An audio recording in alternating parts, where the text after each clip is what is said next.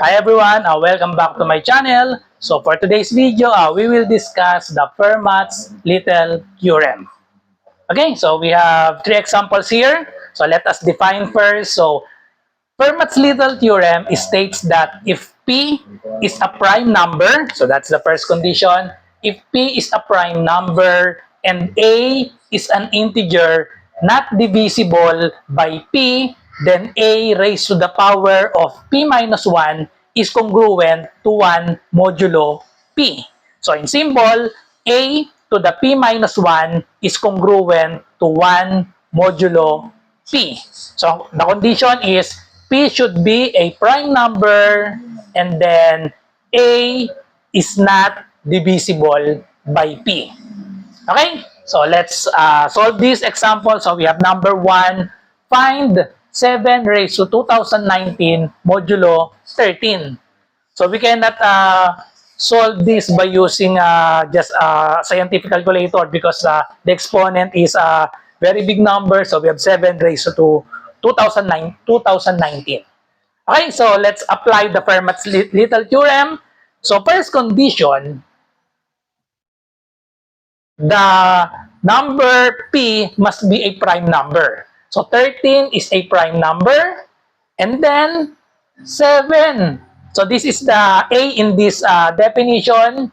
A is an prime number and A is an integer not divisible by P. So the A here is 7. 7 is not divisible by 13.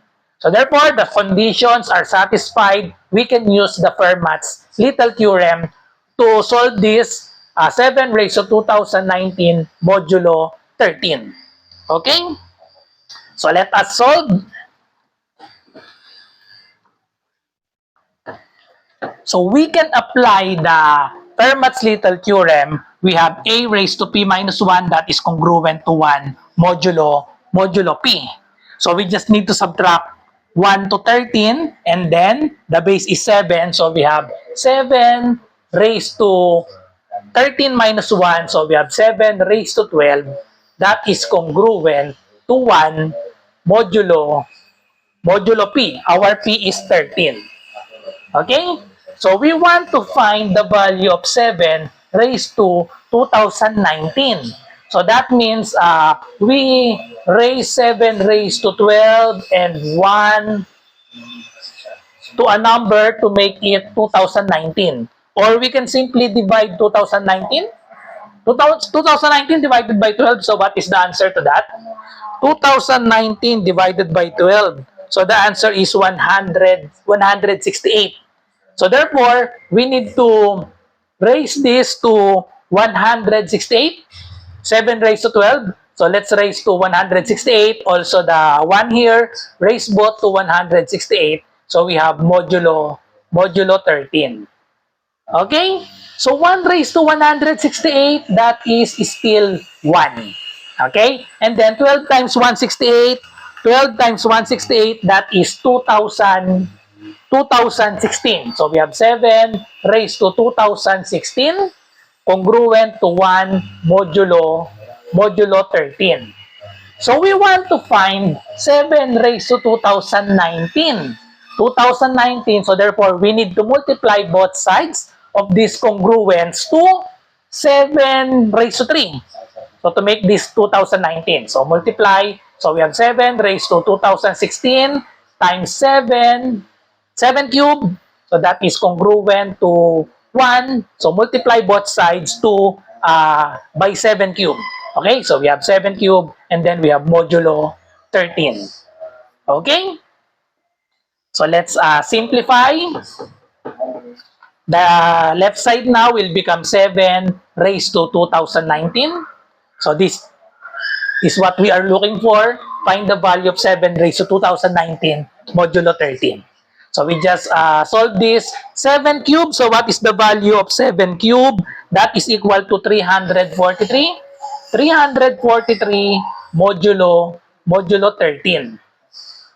So now, we make this 343 less than 13. So we just divide this and find the remainder.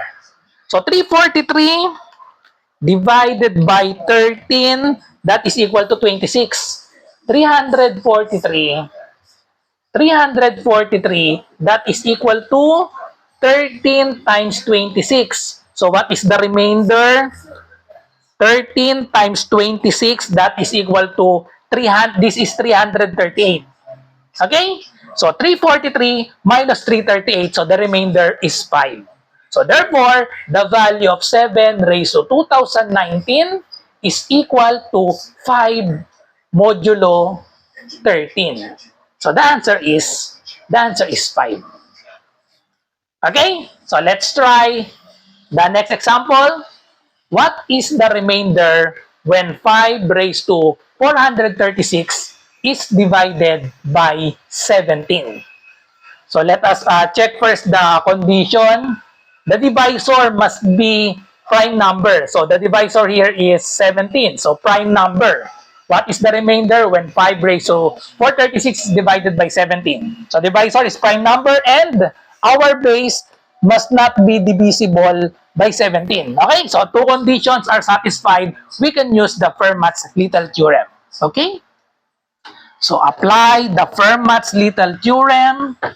In number 2, our base is 5. So we have 5 raised to, divisor is 17. Just subtract 1 to 17. So we have 5 raised to 16. That is congruent to 1 modulo our divisor 17. Okay? So we want to solve the value of 5 raised to 436. 5 raised to 436. So that means we will raise both sides of these congruents to, let's divide 436 divided by 16. 436 divided by 16, the answer is 27.25. So we need to raise both sides to 27. Okay? So raise both sides to 27. 1 raised to 27, that's still 1. And then we have modulo 17. Okay? So now multiply this. 16 times 27. 16 times 27, we have 432. Okay? So we have congruent to 1 raised to 27. That's still 1. So we have 1 modulo 17. We want to solve the exponent 436. So we have 5 raised to 432. So we need another 5 to the 4th power. Multiply 5 to the 4th power to both sides so that we can get the value of 5 raised to 436. Okay, so we have 5 raised to 432 multiplied by 5 raised to the 4th power. That's congruent to 1 multiplied to 5 to the 4th power modulo 17. Okay? So simplify this. Applying the law of exponent, we have 5 raised to, just add the exponents, we have 436. So, yan. 5 raised to 436. Congruent to, 5 to the 4th power, that is equal to 625. So we have 625 modulo 17. Now, let's find the remainder when 625 is divided by 17. So, 625, that is equal to 17 times what number? So, let's divide 625 divided by 17, that is 36. So, when we multiply this, 17 times 36, that is 612. That is 612. So, subtract 625. 625 minus 612, the answer is 13. So therefore, the remainder is 13. So we have 5 raised to 436. That is congruent to 13 modulo 17. So the remainder is 13. Okay? So last example, find the remainder in 4 raised to 97 plus 2 divided by 19. Okay? First condition to use Fermat's little theorem, the divisor must be a prime number. Okay, that's good. And then, the base should be not divisible by the divisor. So, 4 is not divisible by 19. They are relatively prime. Okay, so therefore, we can use the Fermat's little theorem. Okay? So, our divisor is 19. So, let's replace this 17 by 19. And then the exponent must be 1 less than our divisor 19. So, this will be 18. And then our base is 4. Okay? So, our base is 4. Okay, so that's the definition of Fermat's little theorem. We have 4 raised to 18 that is congruent to 1 modulo 19. So we want to find the remainder in 4 raised to 97. So we raise both sides, 4 raised to 18, congruent to 1. We have modulo 19. Express these two or raise both sides so that we can get 97. 97 divided by 18, the answer is 5. So we need to raise both sides of the congruence by 5. And then we have 18 times 5, that is equal to 90. So we have 4 raised to 90, that is congruent to 1 to the 5th power is still 1. And then we have modulo 19. So we want 97. So we need to multiply both sides of the congruence by 4 to the 7th power. So that is congruent to 1 times 4 to the 7th power. And then we have modulo 19. So use the law of exponent in the left side. So we have 4 raised to 90 plus 7. So we have 4 raised to 97. That is congruent to 1 times 4 to the 7th power. 4 to the 7th power, we have 16,384. And then we have modulo 19. So let's find the remainder.